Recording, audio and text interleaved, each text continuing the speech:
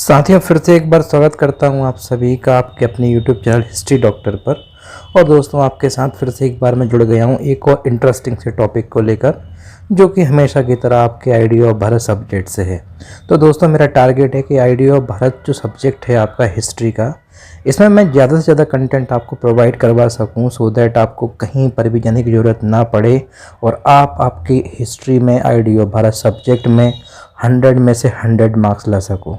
तो चलिए शुरू करते हैं आज का एक और नया वीडियो। दोस्तों, आप देख सकते हैं स्क्रीन पर यहाँ पर लिखा हुआ है प्राचीन भारत में शासन एवं राजनीति। आप कहोगे भाई ये क्या है, कहाँ से ये टॉपिक आ गया? तो यार सिंपल सा आपकी सब कुछ यहाँ पे दिया हुआ है, कोई टेंशन लेने की ज़रूरत नहीं है। देखो क्या लिखा हुआ है, यूनिट 3 से है ये टॉपिक। टॉपिक नंबर 3 है। 3 मतलब कि जो सिलेबस मैंने अपलोड किया था वीडियो मेरे चैनल पर लगभग 1 साल पहले, उस सिलेबस को मैंने देखा दोस्तों, अभी भी जाकर वेबसाइट पर तो सेम सिलेबस है। तो उसमें यूनिट 3 में टॉपिक नंबर 3 दिया हुआ है। इसके पहले यदि आप जानना चाहते हो कि क्या पढ़ाया था तो आप वीडियो जाकर देख सकते हो। मैं आपको बस ऐसे बता देता हूँ कि टॉपिक नंबर 2 पढ़ा था, जो था हमारा वसुधैव कुटुंबकम से।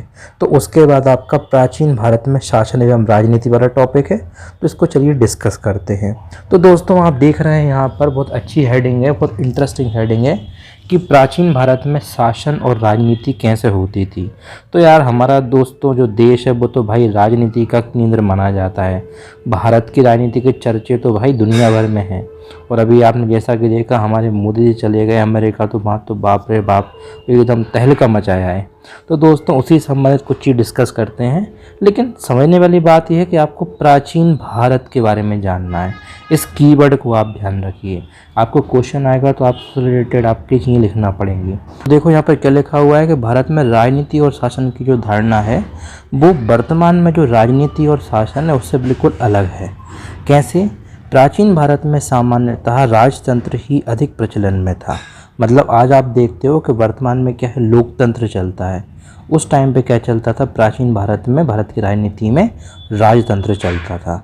आगे आपको बताया हुआ राजतंत्र का मीनिंग।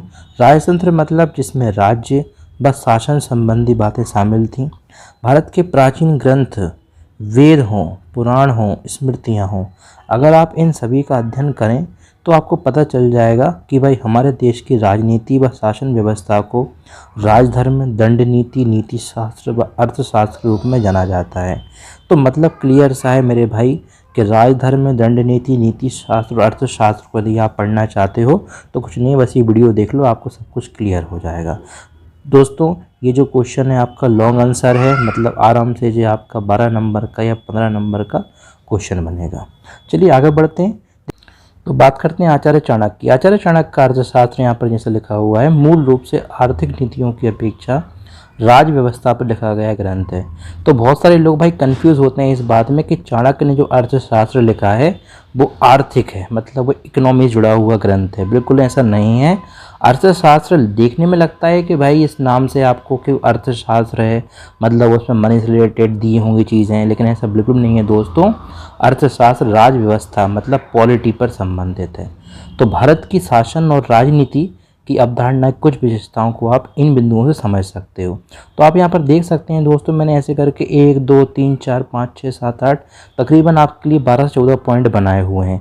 तो मेरी कोशिश रहेगी कि मैं आपके इस वीडियो में लगभग 5 से 6 लगभग 7 पॉइंट एक्सप्लेन करने की कोशिश करूँगा, और उसके बाद नेक्स्ट वीडियो लाऊंगा जब पार्ट 2 इसी टॉपिक का, तो आपको रिमेनिंग पॉइंट्स बताऊंगा। तो चलिए पहले पॉइंट को डिस्कस करते हैं। क्या दिया हुआ है? पहला पॉइंट देखिए यहाँ पे क्या लिखा हुआ है कि भारतीय राजनीति की विशेषताओं में पहली विशेषता ये है कि राजनीति एवं शासन के विभिन्न नाम हैं।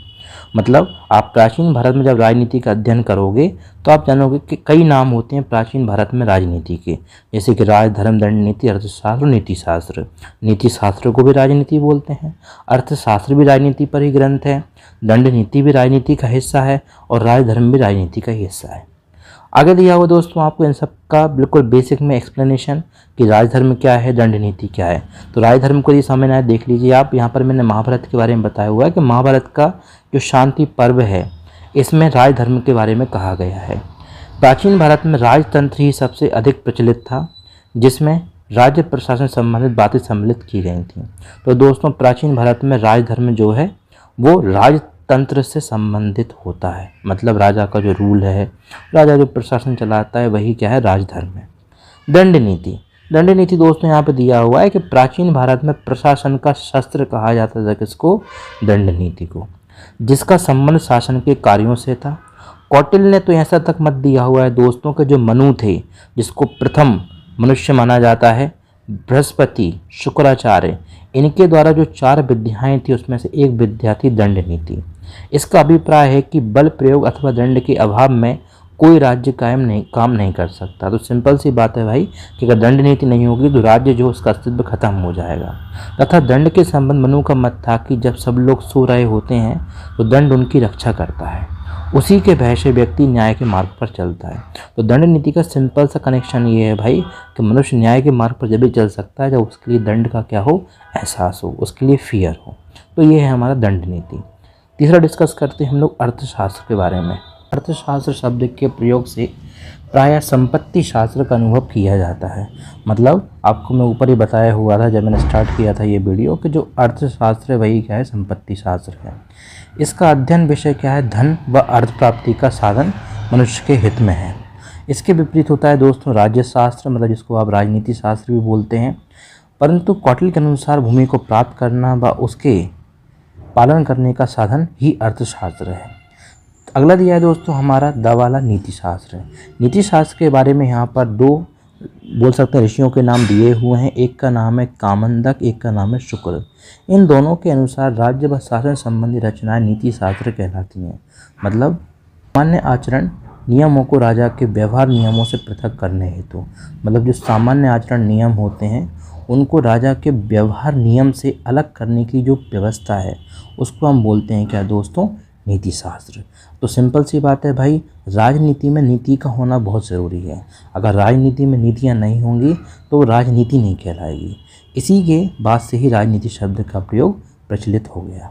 दोस्तों ये थे हमारे पहले वाले जो हमारा पॉइंट था, जो हमारा फर्स्ट ऑप्शन था, यानी कि राजनीति एवं शासन के विभिन्न नाम, उनका एक्सप्लेनेशन, उनका वितरण, उनका विस्तृत वर्णन।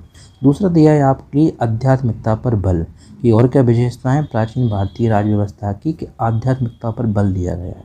तो जैसा कि यहाँ पर लिखा हुआ है कि प्राचीन भारत में राजनीति एवं शासन संबंधी अवधारणा का आध्यात्मिकता की ओर झुकाव एक प्रमुख विशेषता है, जिसमें राज्य को मोक्ष प्राप्ति के एक साधन माना गया है।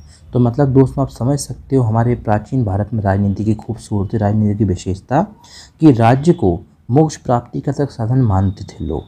राजनीतिक सिद्धांतों तथा राज्य व्यवस्था करते समय इस बात का ध्यान भी रखा गया था कि राज्य में सुख शांति की व्यवस्था पूरी तरह से बनी रहना चाहिए, क्योंकि अगर सुख शांति बनी रहेगी तो लोगों का झुकाव आध्यात्मिकता की ओर जरूर होगा। धर्मसूत्र, स्मृति, इतिहास, पुराण, नीति शास्त्र, जैन ग्रंथ, बौद्ध धर्म आदि ग्रंथों से यदि आप समझें तो मानव जीवन का लक्ष्य मोक्ष प्राप्ति को ही बताया गया है। इसी को ध्यान में रखकर राजनीतिक सिद्धांत को निर्धारण व उसके बाद जो रचना की गई राजनीति की वो आध्यात्मिकता से ही जुड़ी हुई है। शांति पर्व जो कि महाभारत में का संबंधित है। शुक्र नीति व कौटिल्य के अर्थशास्त्र के अनुसार राज्य ही समाज में व्यवस्था को लागू कर सकता है। मतलब जो आध्यात्मिकता है उसको समाज में लागू कर सकता है कौन, समाज में लागू कर सकता है कौन, राज्य। तो इसलिए ज़रूरी है कि राज्य जो है वह आध्यात्मिकता पर क्या दे, बल दे। तो आप यहाँ पर देख सकते हो कि जो राज्य है वो प्राचीन समय में यज्ञ, देव पूजा, धार्मिक कार्यों में उपयोग होने वाली वस्तुओं पर कर नहीं लगाता था और सभी वर्गों से धर्मों का पालन करने की बात करता था। तो इन्हीं बातों से स्पष्ट होता है दोस्तों कि प्राचीन भारतीय राज्य व्यवस्था में जो राज्य है उसका झुकाव आध्यात्मिकता की ओर था। तीसरा हमारा पॉइंट है साथियों, संस्थाओं को विचारों से अधिक प्रधानता। मतलब जो राजनीतिक संस्थाएं होती थी प्राचीन भारत में उसमें संस्थाओं पर ज़्यादा ध्यान दिया जाता था, ना कि विचारों पर। तो देखो यहाँ पे लिखा हुआ है, प्राचीन राजनीतिक रचनाकारों ने अनेक अध्ययन का केंद्र बिंदु राजनीतिक संस्था को माना है। जैसे कि राजनीतिक संस्था की हम लोग बात करें तो मोनार्की मतलब होता है राजतंत्र। तो ये क्या है, राजनीतिक संस्था है। इन संस्थाओं का महत्व, संगठन, कार्य आदि का विस्तृत रूप से वर्णन किया गया है, जिसमें राजनीतिक मान्यताओं व सिद्धांतों का वर्णन मात्र प्रासंगिक रूप से है। मतलब ऐसा है कि भाई ये लोग राजनीतिक मान्यताओं को मानते, सिद्धांतों को मानते थे, मगर फाइनल डिसीजन तो दोस्तों जो है संस्था ही लेती थी, संस्था का प्रमुख ही लेता था।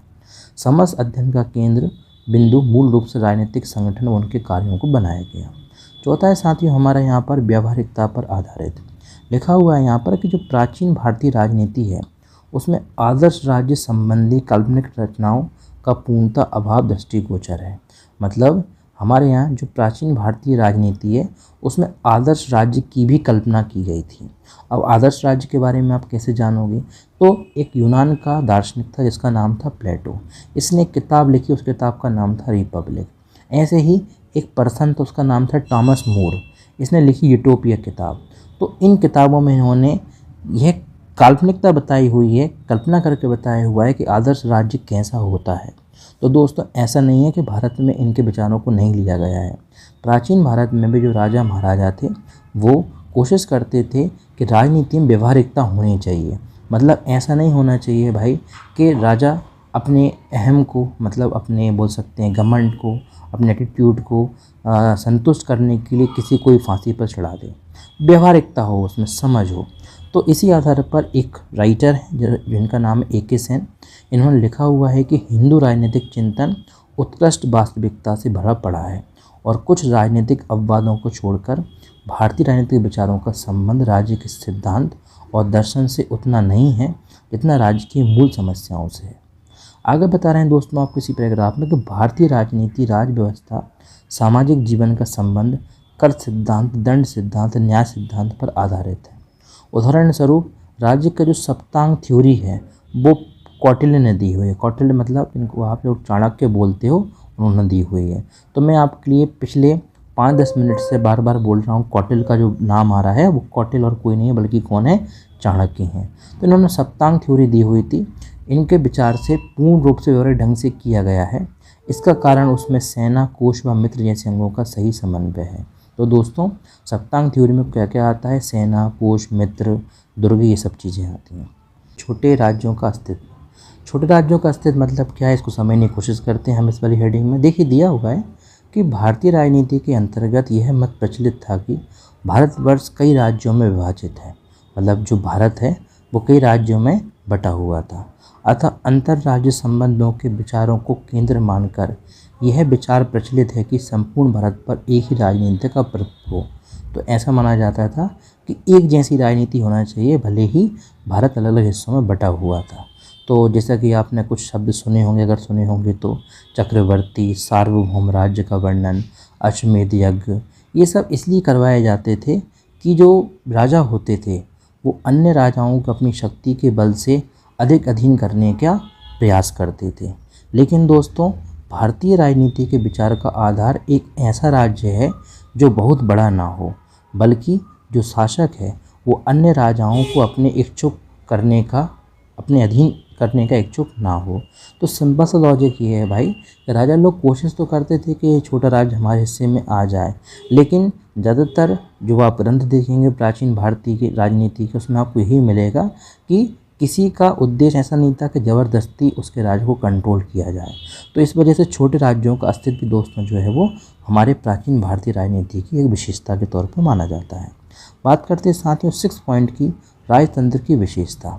राजतंत्र मतलब मैं आपको शुरू में बताया था फर्स्ट सेकंड पॉइंट में ही, राजतंत्र का मतलब होता है राजा का रूल, मोनार्की सिस्टम। तो प्राचीन भारतीय राजनीति संबंधी धारणा मुख्य रूप से किस पर निर्भर है? राजतंत्र पर निर्भर है। राजनीति का वर्णन करने वाले सभी भारतीय ग्रंथ राज व्यवस्था का केंद्र बिंदु राजा को ही मानते हैं। राज्य की उत्पत्ति का विचार राजा की सर्वप्रथम नियुक्ति का ही रूप है। तो दोस्तों कितनी बड़ी बात यहाँ पे आपको बताई हुई है कि जो राज्य की उत्पत्ति है उसमें राजा जो है वो सर्वप्रथम आता है।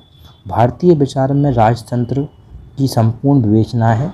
यूनान के समान गणतंत्र व कुलीन तंत्र का विवेचन लगभग तय नहीं है, यानी कि जो यूनान में होता था उसमें गणतंत्र कुलीन तंत्र दोनों होते थे, लेकिन हमारे यहाँ गणतंत्र का जगह, कुलीन तंत्र की जगह राजतंत्र का प्रमुख रूप था।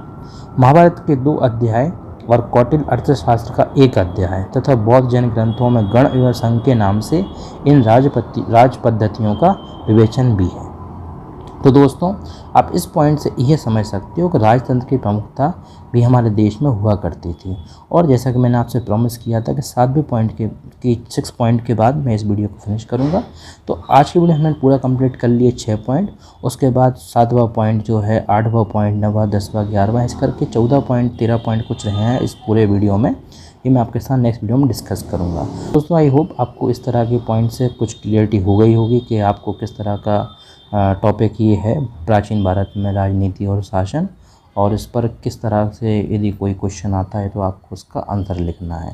बाकी मैं बहुत जल्द आपके लिए आइडिया ऑफ भारत की कुछ ऐसी वीडियोस भी लाऊंगा जिसमें आपके लिए कुछ क्वेश्चंस भी बताऊंगा जो इम्पोर्टेंट हो सकते हैं आपके आने वाले एग्ज़ाम्स के लिए। तो जुड़े रहिए चैनल के साथ, मिलता हूँ नेक्स्ट वीडियो में। तब तक के लिए जय हिंद, जय भारत।